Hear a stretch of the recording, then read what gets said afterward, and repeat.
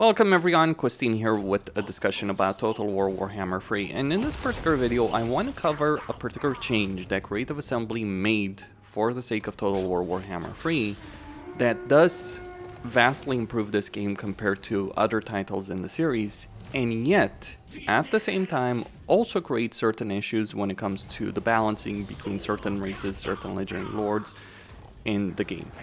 And I'm of course talking about the situation with respect to the difficulty, the campaign pacing, and how that has worked in the past and how that now works in Total War Warhammer 3 Immortal Empires. And not even Realms of Chaos when Realms of Chaos came out, largely because of the racial design of Realms of Chaos initially, but my have things changed since that particular point.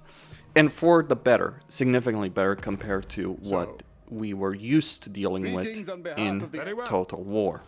Yes. So what exactly has changed? Well, for many years, specifically ever since Shogun 2 came out, the design mentality of Total War games from Creative Assembly, and you could even argue before that with like Empire and Napoleon, but I would certainly argue in favor of Shogun 2 being the point where they made a fundamental change to the way campaigns are played.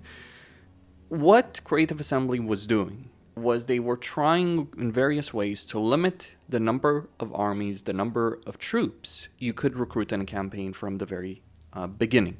Like in Shogun 2, maintaining a full stack, even if we're talking about Yari units, or Ashigaru units rather, Yari Ashigaru, Bo Ashigaru, all that kind of stuff, even maintaining a single stack of those units was tricky. You just didn't have the economic power in a single province to be able to do so, at least in terms of the default design of the game. And this is kind of the philosophy that has defined Total War ever since then. The idea that we only have one army for the early game of campaign, and getting a second army, a third army, even for campaigns, even for races where you might have a ton more resources, is just going to be a fairly tricky affair. And that's how things remained in Total War for a good number of years. Until Warhammer 3 came out and Creative Assembly decided to change things. Now, what they had done in Shogun 2, what they had done in Rome 2, what they had done in Attila, in all those titles, they had made it so that getting a second army was either prohibitively expensive in Shogun 2, you just didn't have an economy without a lot of provinces, or in Rome 2, you just flat out had limitations imposed on your campaign, which wasn't great either. And then you have Warhammer 1 and 2, where supply lines became a thing, AI cheats were significantly ramped up, so maintaining a second army, even if you could maintain a second army with your economy, it was kind of pointless in some ways because that army just was never really going to be able to achieve as much as your main army. You had a lot of fights in a campaign early on in Total War Warhammer 1 and 2 that even your main army would genuinely struggle to win. You had that kind of dynamic taking place during the course of your campaign, from the very beginning of the campaign. And that's where we start talking about the problems of the difficulty design of Total War. It ended up being quite absurd if you think about it from a difficulty design standpoint, because playing with only one army for a very, very significant portion of your campaign, it's not necessarily horrible, but it's also not necessarily that great as a design intent. And because of the AI cheats, you ended up in situations in Warhammer 1 and 2 where one of the best things you could possibly do during the course of those campaigns was to just sit on your ass and farm a settlement over and over and over again. We also have to talk about the idea of constant rebellions that were happening in those games. And also the Civil War mechanic in Rome 2, the initial one, the fixed one, then you look at Attila, the limitations on casualty replenishment, the limitations on army, the constant rebellions. You were forced to play a campaign slower because of all of these limitations. But what has changed in Warhammer 3? And you gotta keep in mind, the vast majority of races and lords in Warhammer 3 were designed for the system of Warhammer 1 and 2. What changed? Well, first off, Creative Assembly really toned down the cheats. So they realized that the way that they were designing campaigns in their other games was not exactly conducive towards a superb campaign experience, I would have to say. And so they decided to really tone down those AI cheats that were available in a campaign from the very beginning. That is good from my perspective. It's good because it was pretty damn absurd what would happen in a campaign from the very beginning, and you were kind of pushed down this path of absolute ridiculousness in a campaign in Total War, Warhammer 1 and 2. Like, you look at Icaklaw's campaign, I think Icaklaw's campaign is the perfect example, Immortal Empire specifically, of how not to do a campaign from my perspective, or how to do it in a really piss-poor fashion. I say that because one of the best things you could do, like, you could either abandon your starting settlement and then retake it using all the food you had, though of course there was always a cost with that, but that was one of the best things you could do in that campaign. And again, not a great dynamic. And on top of that, you could just, it was probably the best thing in that campaign to just find one particular settlement and sack it again and again and again, over and over and over and over and over during your campaign experience. Suffice to say, all of that wasn't especially enjoyable to deal with during the course of your campaign. And now Warhammer 3 comes out. Now, Wood Realms of Chaos, with the exception of really Kebie, you were still very limited. But that's because of really poor racial design. The difficulty was toned down. Rebellions were not necessarily a constant thing of your campaign experience, so that was also toned down. And now you could worry about, like, expanding territory, building multiple armies. Problem with that was the racial design of the initial Warhammer 3 factions were not exactly conducive towards building a massive empire. But we did have some other games where Creative Assembly really set the stage for what was to come during a campaign in Warhammer 3 Immortal Empires. We had the situation of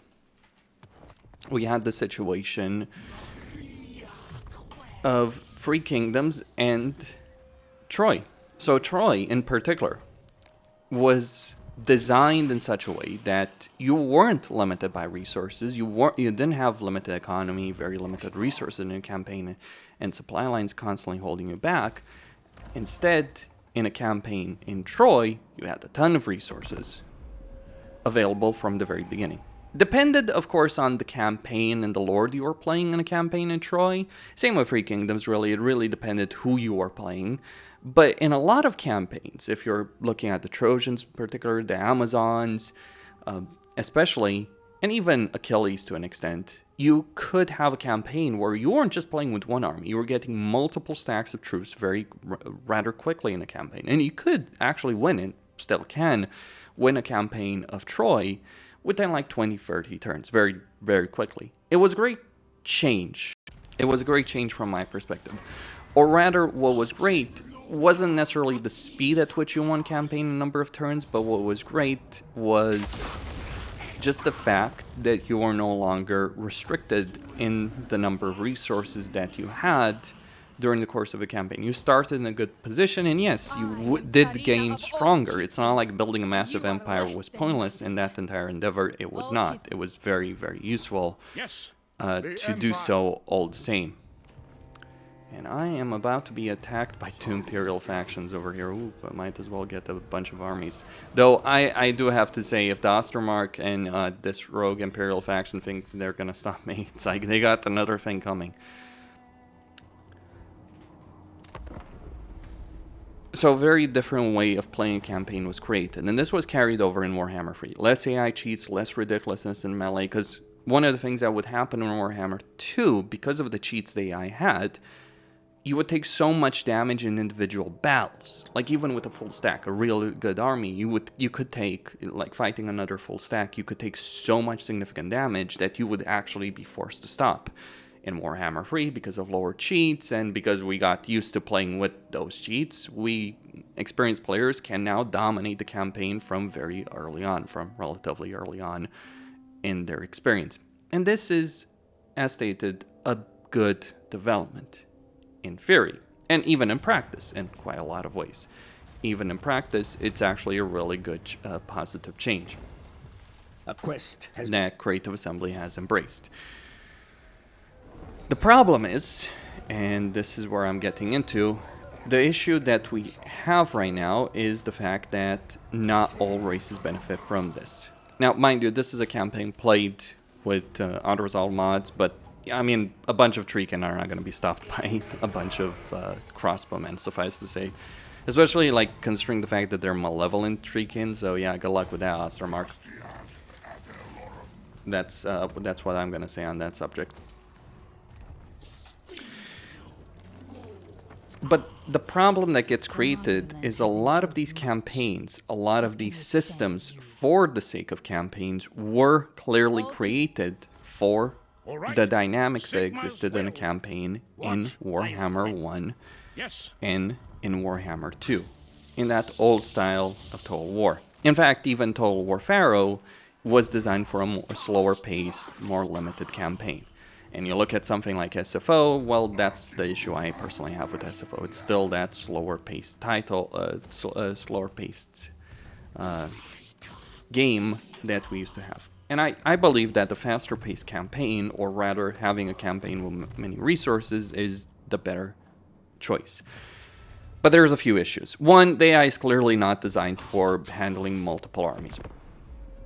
That's clearly the case. Like, the AI can handle like 4, 5, 6 armies, let's say, in a campaign. Anything more than that, they're going to struggle in a very significant fashion to achieve anything during the course of their campaigns. That's the one problem number one, because if you're playing Skaven, if you're playing Greenskins, if you're playing Vampire Counts, if you're playing Dark Elves, if you're playing High Elves even, like basically if you're playing any race that has the ability of scalability, you are certainly going to maintain a heck of a lot more than 6 armies in your campaign. Especially in a long campaign. And some races like Greenskins, you're looking at maintaining 6 armies from perhaps turn 20 in that campaign, dependent on the units you have. It's always a balancing act between quality and numbers in a campaign, but right now it's certainly favoring the numbers situation during the course of that campaign experience, as things currently are. But not all races are the same. As I said, the balancing that Creative Assembly has created is based on the previous meta that existed.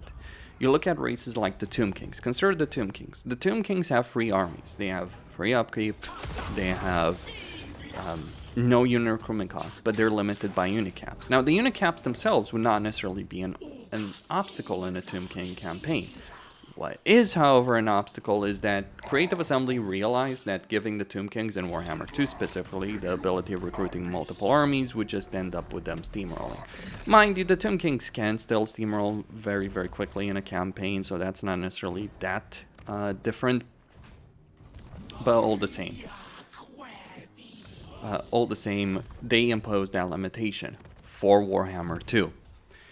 But that limitation no longer makes sense in Warhammer 3. I mean, is Cetra really gonna dominate the world when he's neighboring Vlad, for instance, who's in the kind of situation in his campaign where he can maintain a lot of troops very, very quickly, for instance?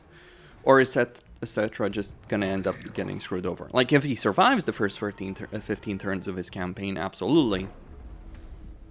If he survives those 15 turns, Cetra will end up dominating, but it's that 15 turns, losing 15 turns, playing 15 turns with only 1 army is not a great campaign experience right now in Warhammer 3. We've moved from the solo army experience in like 20, 30 turns to like maintaining very large stacks of troops extremely quickly in a campaign.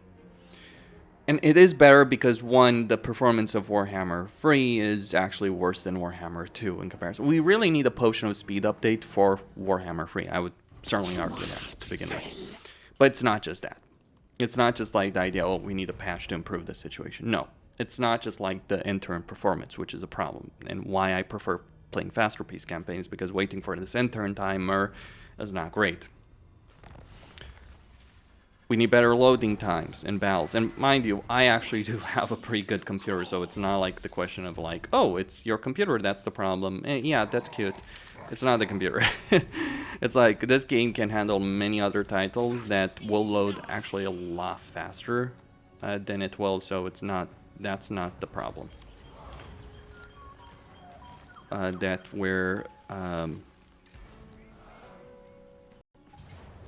not the problem that we're dealing with over here.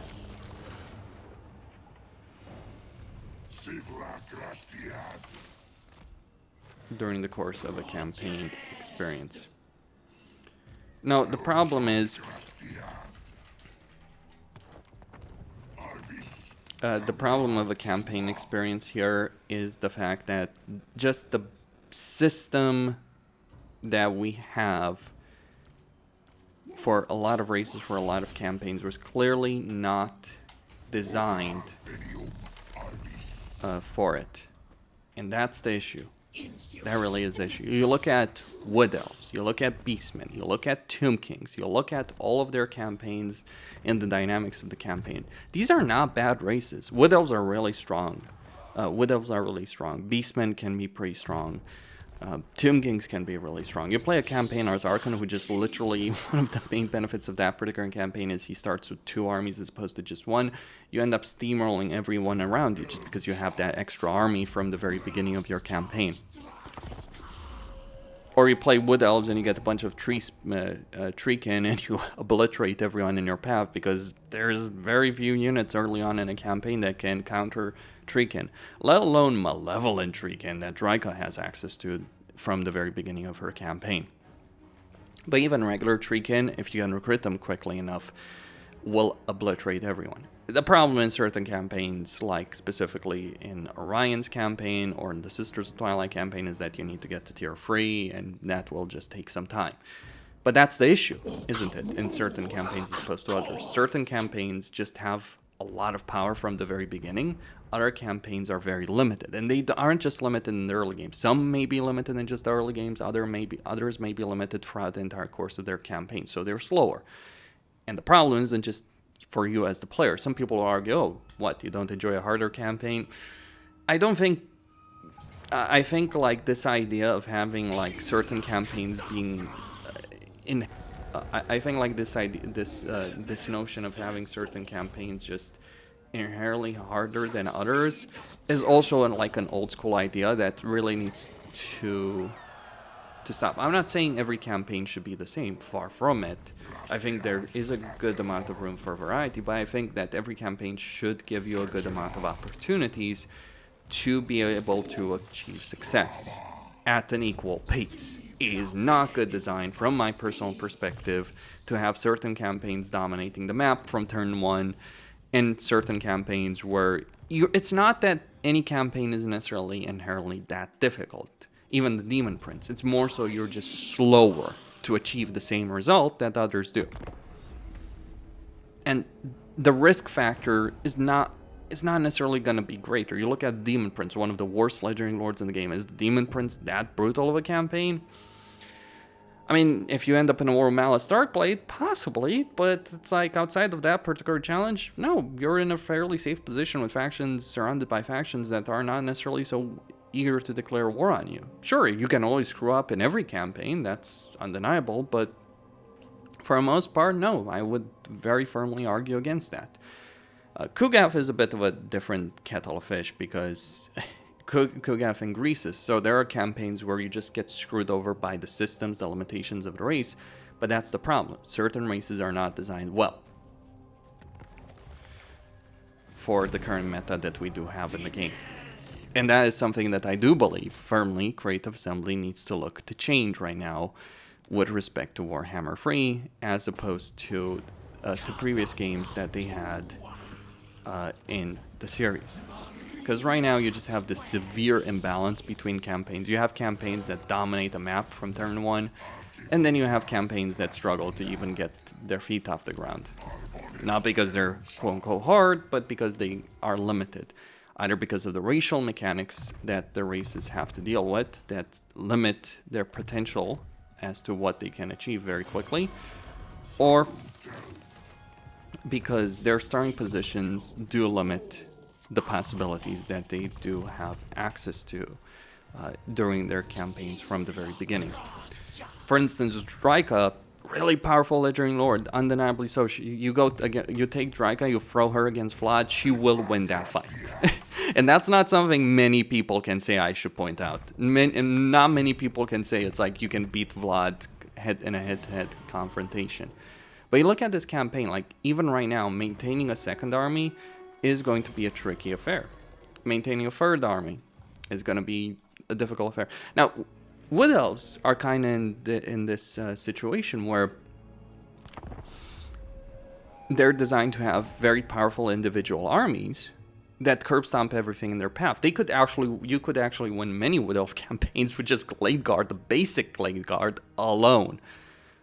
But you end up having very limited armies and a slower campaign pace, simply because, well, you don't have a huge economic potential, because you're the only settlements from which you actually produce money are the trees themselves, which is certainly not a great state of affairs to be dealing with in your campaign. And that is one of the problems. There are other problems, of course, in a Wood Elf campaign, unless you're playing Orion. But I do think like CA really needs to take a look at the campaigns that currently exist, take a look at the meta that currently is in the game, and rebalance things according to that meta. Now, some people are going to argue, well, I like the slower paced campaign. Fair enough. If you do enjoy a slower paced campaign, that's your choice. But I do think that having this current racial imbalance between various races that do exist in the game and others is not really is really holding the game back. And also, even with gray races, like you look at, and yes, I know this is ridiculous, though to be fair, Draco would win this. If there was a third army here, that would be a bit different.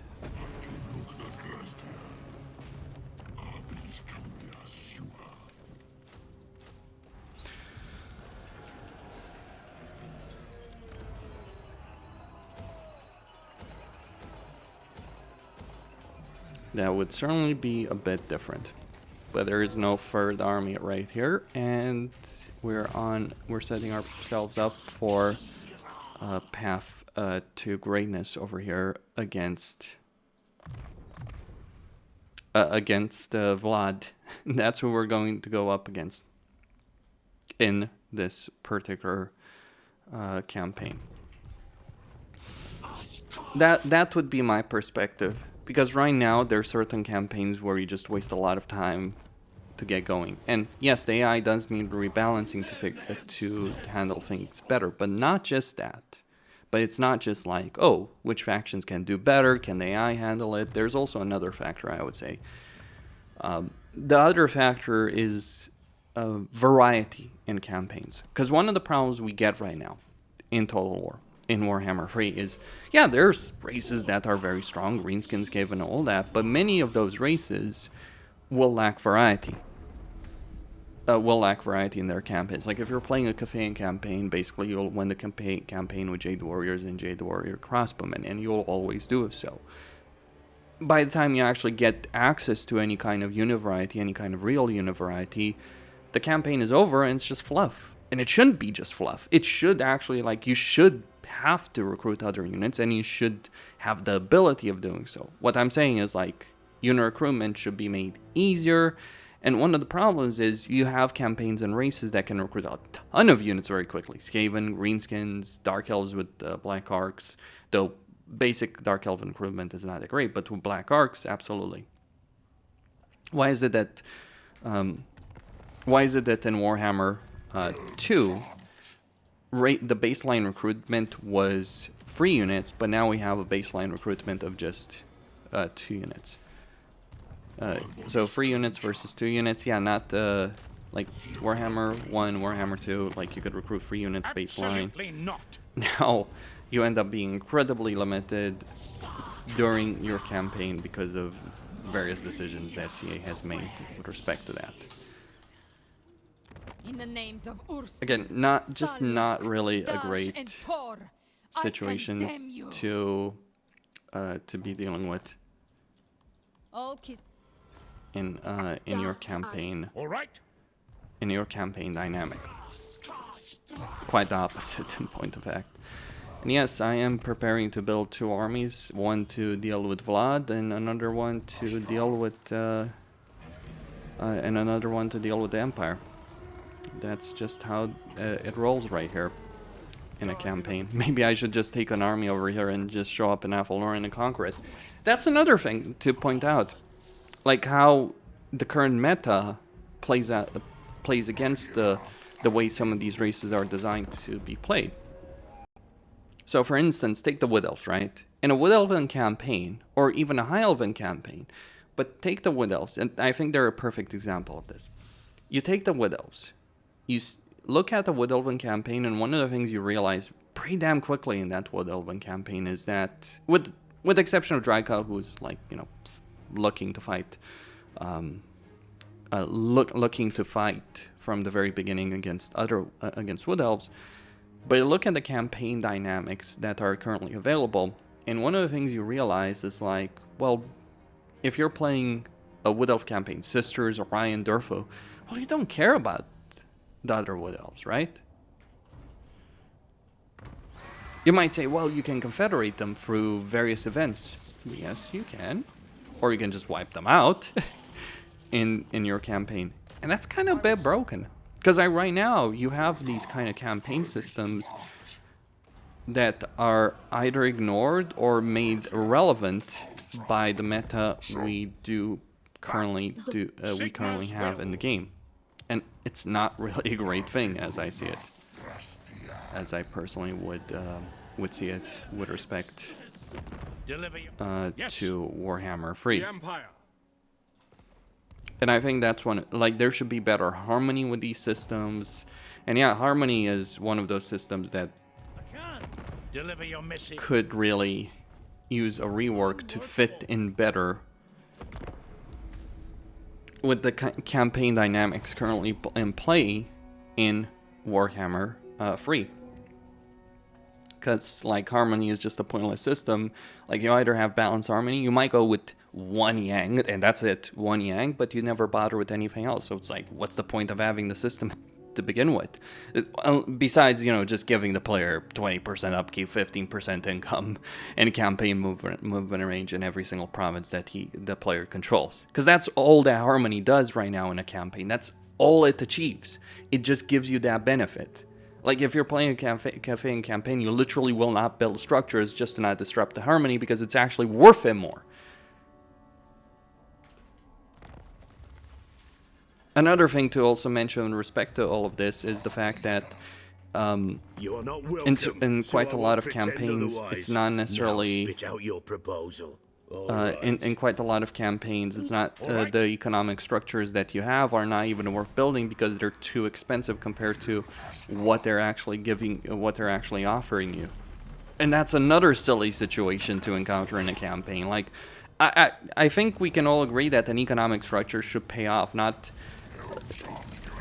be in this kind of situation where it's like you build an economic structure as Kislev, for instance, in a campaign, and it's like it's going to take 10 turns for that to pay off, or if not 20 turns for that to pay off during the course of a campaign. And I'll be blunt in saying it, that is absolutely freaking ridiculous to be dealing with in a campaign from the very beginning of it. Oh, Katrin, she speaks such nice words to me in this campaign. But that's just, again, this is just part of it. There's a lot more individual race mechanics that don't fit the meta. And I think that's one of the things, like, Creative Assembly needs to decide, I think. Like, what is... And it would be great to know this, actually. Like, what is the actual pace of a campaign that they want us to have? Look, the one they're designing the game for. Assuming they're even designing one for the game at all. That it would be a different discussion, right? Is like, are they even designing one for the game as a whole? Are they even bothering with that? Is that just a secondary affair? If it is even an affair that they're tackling in a campaign situation at all? These are all very important questions as I see it. And it's like CA has never really given us an answer for these kind of questions. And I think that we are very much due an answer at this particular point, given everything. Yes. At least to understand, like, how do you want us to play the game exactly? Because I think that that's one of the things that we have. We have a lot of systems in these games, but, like, the one question I would have is, like, okay, you've designed the campaign in a certain way. How do you expect us to play it? How does CA expect us to besiege settlements? Because sieges actually are important. Autoresolve sieges and all that are important. Right now we have a dynamic where you either use an Autoresolve mod like I have over here in this campaign, where we fight every battle manually. Not because you can't win them. That's the real ridiculous part. No, you show up with a full stack against a garrison or anything like that, you're going to win that battle. That's not really the problem.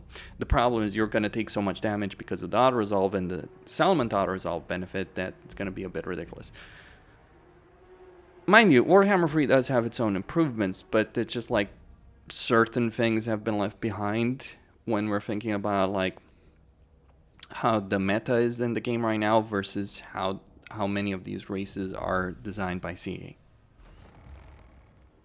Now, to be fair, again, they were designed for Warhammer 1 and 2, so that it makes sense that things would be different in a campaign compared to things would be different in a campaign, and the campaign dynamics were very different back then. But now it's like we also got to talk about diplomacy system and the possibilities that diplomacy system opens up, because yeah, there's quite a lot of ridiculousness that does happen in a campaign right now that didn't happen before, like just being able to fuel your economy with declarations of war. That's also something that we got to talk about. I personally think. In a campaign right now, because it does get a bit, actually it's more than just a bit, isn't it? It gets very absurd right now. Cosine here, signing out. Don't forget to subscribe, like, and enable notifications, and stay tuned for more.